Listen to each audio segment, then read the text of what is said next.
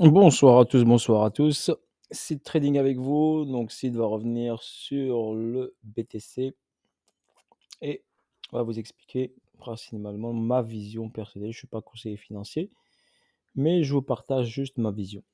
D'accord? En aucun cas, je vous dis de rentrer en position achat, vente. Moi, je vous dis ce que moi, personnellement, ce que je fais et ce que je vois. Et je vous le partage sur cette chaîne à titre informatif et pédagogique. Rien, bien sûr, dans mes conseils, vous dit de prendre position ou pas. C'est juste à titre informatif, n'oubliez pas. Je vous partage, moi, personnellement, ce que je vois, et après, vous êtes libre de vos actions et d'être d'accord ou pas d'accord avec moi. Ça, c'est normal. Vous pouvez débattre et chacun a son point de vue. Moi, j'ai le mien et je vous le partage. Si vous voulez regarder, vous regardez.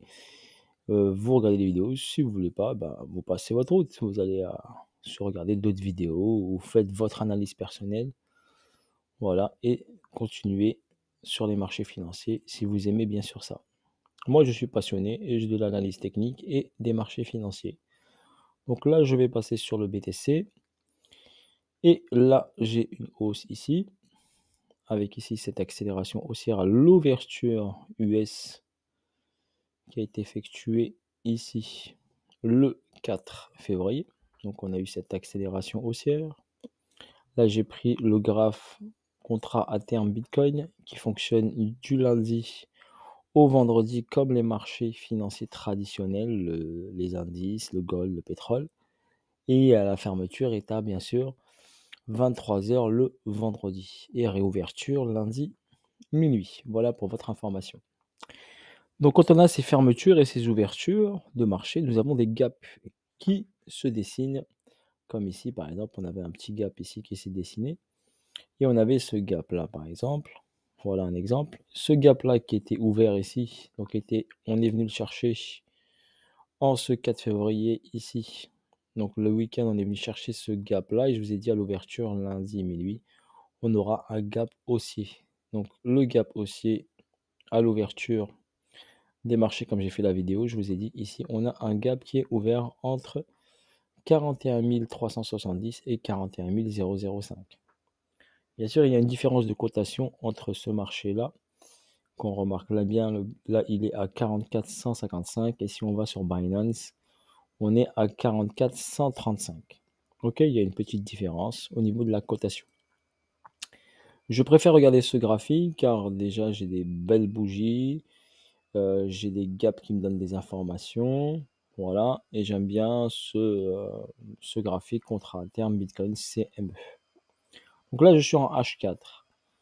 Donc là, nous avons ici la trade line, ici, comme je vous avais exposé, cassure de la trade line. Il y a des gens peut-être qui ont tradé la cassure ici, pour aller chercher ici vers le bas. Et il y a eu le pullback.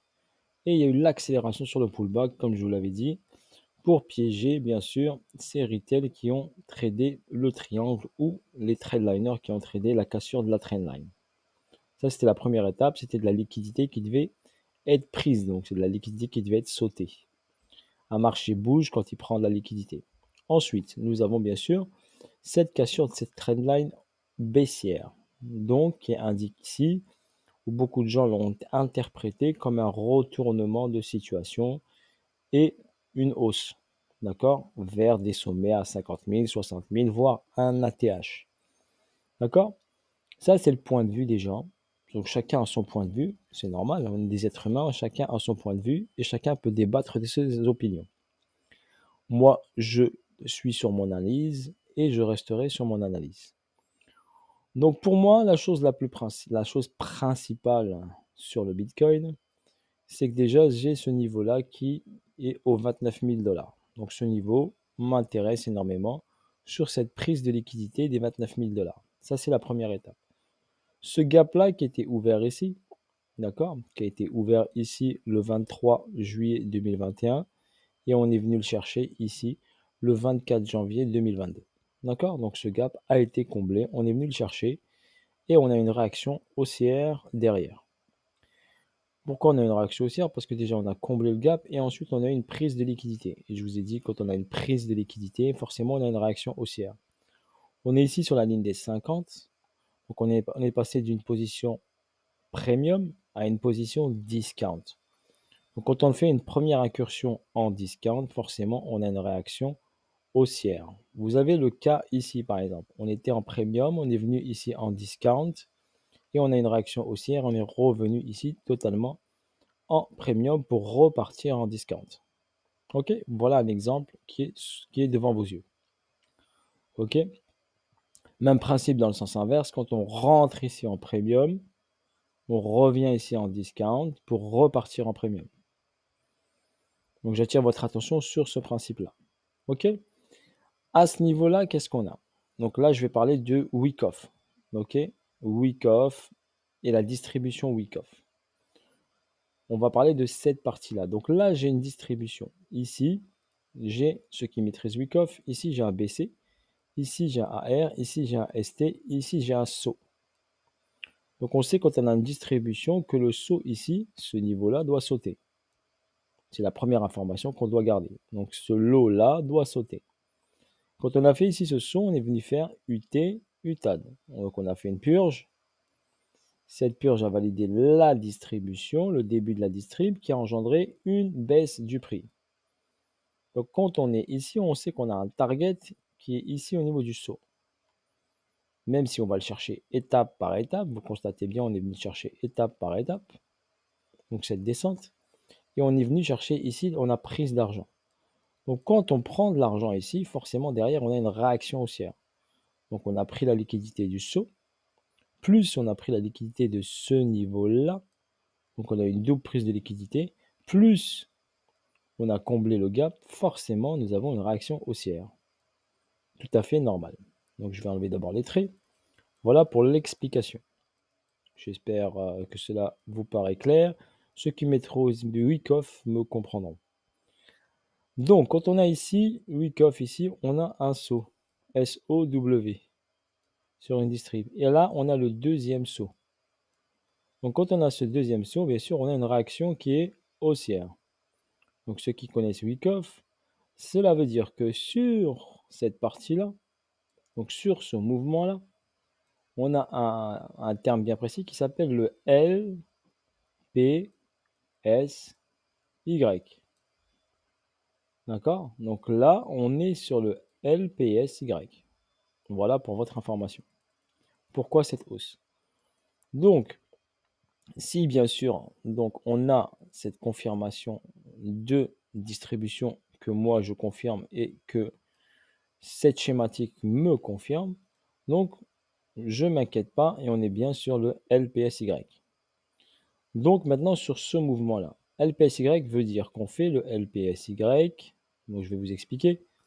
On fait le LPSY et à partir d'ici, donc on a une prise de liquidité. Donc par rapport à cette prise de liquidité, une réaction haussière qui va engendrer derrière une descente en 3 temps pour une continuité de baisse.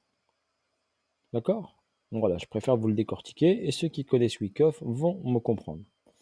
Maintenant, on va venir ici sur ce niveau-là. Donc sur ce niveau ici, qu'est-ce qui s'est passé? Donc qu'est-ce qui s'est passé? On avait ce niveau ici très intéressant. Moi, je me suis dit, possibilité qui s'arrête là. Et après, qui repart chercher ce niveau ou aller chercher l'argent plus bas. Ce n'a pas été le cas. Donc, comme je vous l'avais expliqué sur des vidéos précédentes, donc le prix est venu ici, il est reparti directement et il a cassé ce niveau avec cette grosse bougie puissante, H4. Donc, quand j'ai vu une accélération ici de ce niveau qu'on a cassé, je ne suis pas rentré en position de sell, bien sûr. D'accord? J'ai observé et je me suis dit, j'ai pas pris ce buy, c'est pas grave. Je vais pas le prendre en cours de route car je n'interviens pas sur un marché qui monte comme ça verticalement ou qui descend verticalement. Moi, je vais essayer d'intervenir sur les zones de neutralité de préférence pour pouvoir lire ce que peut potentiellement faire le prix. Donc là, ici, on a eu là cette trade line. Donc, on a eu cette cassure des trade lines qui a piégé, bien sûr, ceux qui ont tradé le breakout. Et ici, le pullback. Et quand je dis le pullback, il y aura une accélération haussière pour piéger, bien sûr, les trade liners et ceux qui sont rentrés en position sur le short au niveau de la cassure de la trend line. Maintenant, on est venu chercher ici la cassure de cette trade line baissière, qui est bien sûr long terme. Cette grande trade line ici baissière, On l'a cassé avec force, qui a donné l'information ici, où les gens ont dit, ça y est, le BTC est en retournement de situation et on va partir hop, vers le haut. To the moon, par exemple, où là, on va chercher les 50, 60 000 dollars ou un nouvel ATH. Donc ça, c'est l'interprétation de chaque personne. Moi, personnellement, quand je vois ça, je ne fais rien. Ça, c'est moi, mon point de vue à moi. Moi, personnellement, je fais rien. J'attends d'abord des confirmations. Donc, nous avons eu ici cette prise de liquidité. On a pris l'argent ici et on a continué ici cette hausse. Forcément, quand on casse un palier comme ceci, on a de fortes probabilités d'aller chercher le suivant. Donc, le sommet du suivant. Donc, si j'ai tracé ici mon point ici, par rapport à ce point-là, j'ai tracé cette ligne blanche qui m'a donné une information comme quoi ici, on est venu chercher la liquidité. Donc, avec cette petite mèche ici, on est passé au-dessus. Donc, on a pris l'argent de ce niveau-là. Donc, on a pris de la liquidité. Est-ce que ce mouvement est fini? Donc, après, à voir. On ne peut pas dire tout de suite, est-ce que c'est fini? J'ai juste une information comme quoi le prix a pris de l'argent, a pris de la liquidité. Maintenant, il y a une réaction ici sur zone. C'est tout à fait normal. Le marché nous a laissé ici un gap, ok, entre 41 et 41,5 et 41,300. Donc, vu que le gap ici est pas trop loin du prix, donc forcément, et on a fait une montée verticale, on peut forcément venir rechercher bien sûr ce gap pour le combler. Déjà, ça c'est la première étape. Ok? Première étape. Seconde étape, la confirmation du LPSY est confirmée. Donc, nous allons chercher ici à descendre en 3 temps vers le bas pour une continuité de baisse. Ça, c'est la schématique Wyckoff qui me dit ça. Ensuite, moi, personnellement, je vois ici une descente ici, d'accord, vers le bas, avec un arrêt ici. Et une réaction haussière. Ça me donne une information qu'ici, nous avons une cause, d'accord. Donc là, sur cette partie-là, donc nous avons une cause qui se met en place. Cette cause, c'est quoi? C'est une accumulation. C'est une accumulation. Donc là, j'ai une accumulation sur H4 ou Daily, si vous préférez, où j'ai un plus bas ici. Ceux qui font du Wyckoff, par exemple, ils vont comprendre. Là, j'ai un SC, là, j'ai un ST. ST qui est venu prendre la liquidité de ce niveau-là. D'accord? Et on est ici, on a un beau mouvement de prise de liquidité. Normalement, elle doit s'arrêter un peu ici, mais il est pas chercher plus loin, donc avec une extension un peu plus importante.